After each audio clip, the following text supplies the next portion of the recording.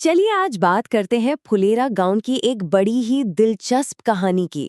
एक ऐसा मामला जहां एक ड्रोन ने न सिर्फ हंगामा खड़ा किया बल्कि एक बहुत बड़ा सवाल भी हमारे सामने रख दिया। तो आज का सबसे बड़ा सवाल यही है, आखिर फुलेरा जैसे शांत से गांव में एक सरकारी ड्रोन जो अपना काम कर रहा था, उसे गुलेल से क्यों मार गिराया गया? इस कहानी में शक है, जासूसी है और हाँ, कुछ क्रीम बिस्किट का बड़ा ही मजेदार एंगल भी है।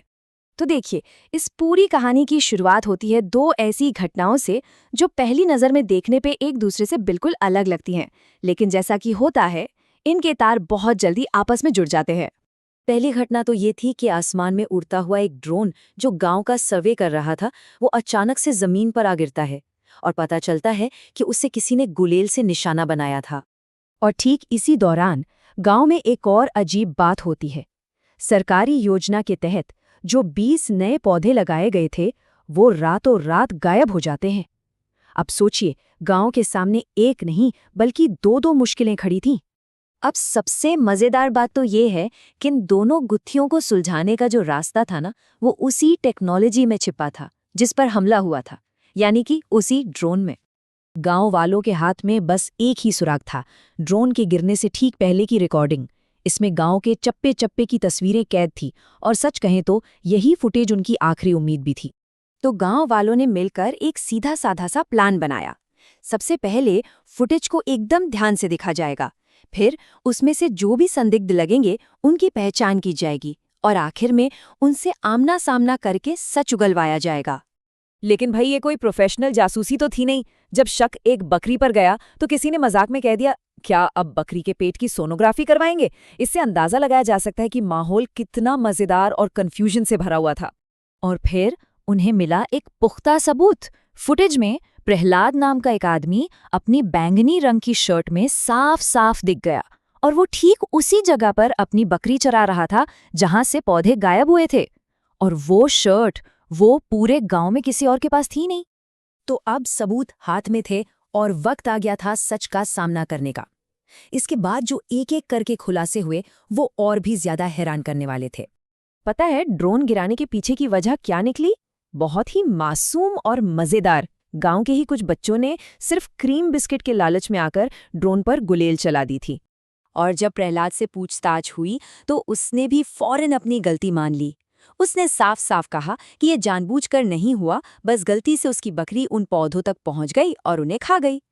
लेकिन गांव के प्रधान के लिए 20 सरकारी पौधों का गायब हो जाना कोई छोटी मोटी बात नहीं थी।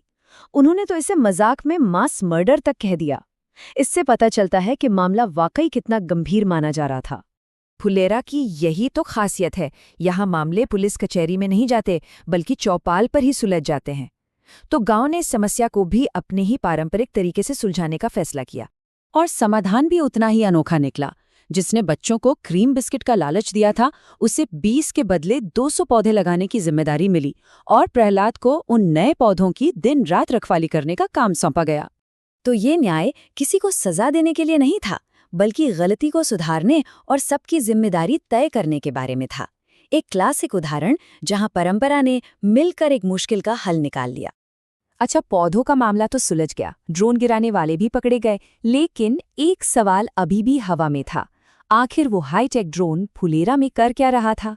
और यहीं से इस कहानी का सबसे बड़ा और जरूरी पहलू सामने आता है। वो ड्रोन असल में सरकार की स्वामित्व योजना का हिस्सा था। एक ऐसी योजना जो किसी पर नजर रखने या डराने के लिए नहीं, बल्कि गांव वालों को उनकी ही जमीन का मालिकाना हक देने के लिए बनाई गई है। इस योजना का मकसद बिल्कुल साफ है, गांव वालों की जमीन का एक पक्का सरकारी कागज यानी प्रॉपर्टी कार्ड बनाकर देना, ताकि वो अपनी संपत्ति पर लोन ले सकें, उसे बेच सकें और आर्थिक रूप से मजबूत बन सकें। तो मतलब जिस ड्रोन को गांव वाले शक और डर की नज़र से देख रहे थे, वो असल में उनकी जासूसी नहीं कर रहा था। वो तो उन्हें उनकी सबसे बड़ी ताकत यानी उनकी अपनी जमीन का कानूनी हक दिलाकर उन्हें मजबूत बनाने आया था।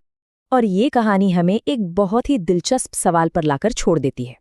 गांव की समस्याओं को सुलझाने के लिए क्या बेहतर है, आज की आधुनिक टेक्नोलॉजी या फिर सदियों पुरानी सामुदायिक समझदारी? फुलेरा की कहानी तो यही दिखाती है कि शायद असली तरक्की तब होती है जब नई तकनीक पुरानी समझदारी का हाथ थामकर चलती है।